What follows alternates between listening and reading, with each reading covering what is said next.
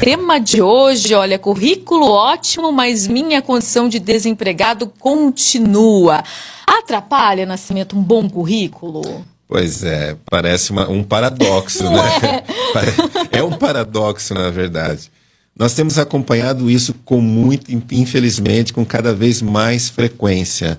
Nós temos profissionais que têm um excelente currículo, com mestrado, doutorado, alguns com pós-doc, e que infelizmente acabam não sendo absorvidos pelo mercado com essa justificativa. Olha, seu currículo é tão bom, que eu não tenho uma vaga para você, eu não tenho condições de te absorver com uma remuneração que faça jus ao seu currículo, né? Essa é uma realidade crescente, tem chamado muito a atenção das pessoas com essa formação, como de nós também, profissionais que acabamos trabalhando com o desenvolvimento dessas pessoas. É verdade, a gente até brinca um pouco com relação a isso, mas a gente tem observado muito isso, né? As pessoas acabam tendo um bom currículo, mas não estão nem nas vagas em que... E isso acaba aguçando a questão socioemocional desse nível de executivo, tem sido algo que tem chamado muito a nossa atenção. Bom, qual tem sido, inclusive, o peso do currículo na busca do emprego? Então, o que nós temos acompanhado também, Cassiane, é que as pessoas procuram, evidentemente, externar no seu currículo tudo aquilo que ela dedicou toda a sua vida acadêmica, né? Toda aquela dedicação que ela teve ao longo da sua vida de estudar, de promover cursos e tudo mais, toda a sua experiência, ela procura levar para o seu currículo.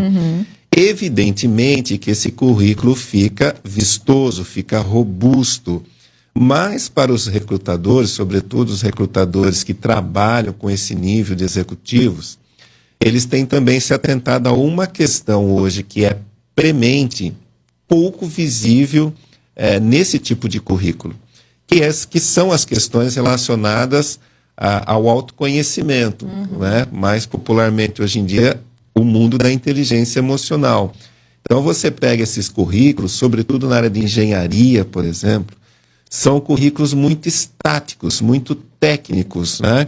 E hoje o mercado requer um outro perfil, um perfil de um profissional um pouco mais flexível, um profissional que tem uma interatividade humanizada muito maior, justamente porque tem se percebido que a inteligência emocional, ou a falta dessa inteligência emocional, tem tido uma repercussão cada vez maior na produtividade, na capacidade da pessoa de inovar e tudo mais.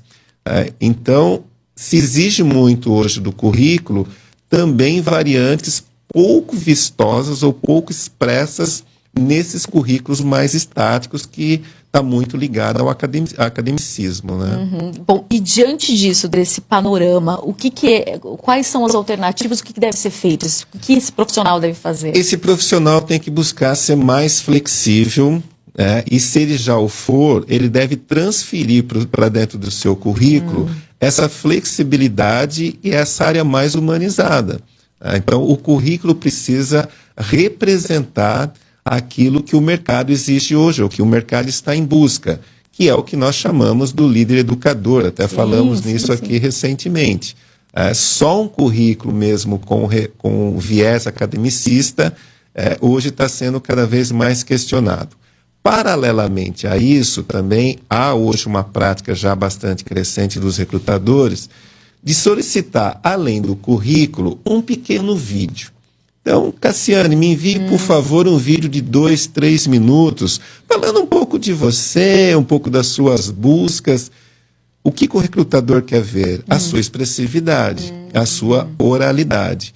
E muitas vezes, para as pessoas, sobretudo para esse perfil mais estático de currículo, falar 3 minutos dela num vídeo é algo desafiador, por incrível que pareça, mas são variantes que estão muito presentes hoje numa contratação. Bom, diante dessas questões que agora chegam, que você tem que colocar no seu currículo, como organizá-las? De que forma a gente pode colocar isso para criar um currículo mais atrativo, já que existe uma perspectiva diferente agora, Perfeito, né? O currículo não deve necessariamente ser extenso. Ele precisa ser um currículo impactante.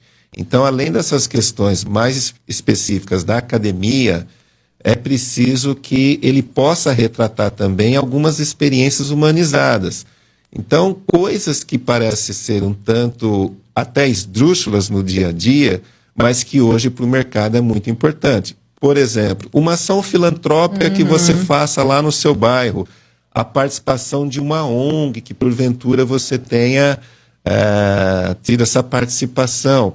Então, essas variantes que estão relacionadas ao que nós chamamos de responsabilidade social e vivências relacionais mais humanizadas, elas necessariamente cada vez mais precisam fazer parte do seu currículo. E vamos lembrar, por que o mercado busca esse profissional agora? O mercado busca esse profissional porque nós precisamos aumentar a produtividade brasileira, nós precisamos verdadeiramente promover mais inovações, e esse profissional só vai conseguir isso se ele se sentir dono das suas próprias buscas. Então, o que nós temos orientado? Nós partimos de uma premissa muito elementar, que é o eixo da satisfação neurológica e socioemocional desse profissional. O que é isso? Ele precisa verdadeiramente estar satisfeito e feliz onde ele está trabalhando. E para isso ele precisa responder uma pergunta muito elementar. Pelo que você está verdadeiramente apaixonado nos dias de hoje? Então, muitas vezes, o indivíduo, o profissional, tem um grande currículo, mas ele não está apaixonado verdadeiramente por aquela área onde ele tem desenvolvido a sua atividade. E isso, neurologicamente falando, ele não vai conseguir promover o melhor da sua produtividade e o melhor da sua capacidade de inovar. Ainda falando sobre essa questão, há tempo médio, por exemplo, da retomada de um novo emprego, a gente teve uma crise muito grande, muitas pessoas demitidas. Existe um tempo máximo da pessoa retornar ao mercado de trabalho? Existe sim, Cassiane. Nós trabalhamos hoje, estatisticamente, com uma média de até 8 meses. Então, um bom profissional, com um bom currículo, que porventura, por uma situação ou outra, ele tenha perdido o seu emprego, ele quando sai em busca de um novo emprego, ele vai ficar ali na média de até 8 meses para ser recolocado. Porque não é uma vaga qualquer, não é um profissional qualquer, então requer uma garimpagem um pouco mais alinhada. Mas nunca deve passar desses 8 meses. Quando passa desses 8 meses, é uma sinalização clara e evidente de que as questões dele em volta à carreira dele estão equivocadas. Ou ele está se relacionando com um público que não vai atender às suas buscas, que nós chamamos de agentes diretos e indiretos da sua recolocação.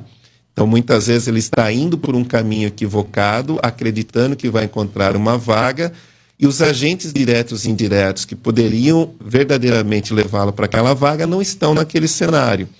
Então, quando passa desses 8 meses, é um sinal de que ele deve mensurar e corrigir o caminho. É aquela máxima do Einstein, né? Fazer as coisas da mesma forma pressupõe os mesmos resultados. Então, se você está conduzindo o processo de uma determinada forma e não está conseguindo os seus objetivos, não está conseguindo atingir os seus objetivos, evidentemente que ele deve mensurar e corrigir e promover um outro curso em busca dos seus objetivos. Bom, são altos os cargos, aí há o desemprego. É importante esse empresário, esse profissional que tem aí um currículo muito interessante, dar um tempo, ver realmente refletir sobre o que o mercado busca. É importante saber o que vai realmente colocar no currículo, porque de repente a gente tem aquele currículo lá, esse é o meu padrão mesmo, e já vai distribuindo, né? Isso, é muito pertinente essa sua questão, essa sua pergunta. Porque desemprego não necessariamente é antagônico à efetivação de carreira. Então, se você passa por um momento de desemprego, mas você faz esse processo de mensuração, de correção, de leitura de mercado, de quais as exigências que o mercado traz hoje para o perfil desse profissional, ele consegue dar um up, na verdade, na sua carreira.